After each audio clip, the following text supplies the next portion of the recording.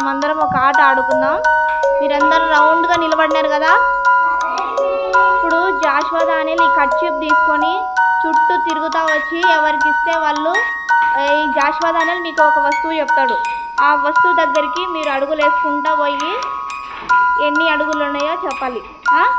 అట్లా ఒకరి తర్వాత ఒకరు తిరుగుతా ఆడదాం. పరిగెత్తు జాషువా దానియల్, తిరుగు.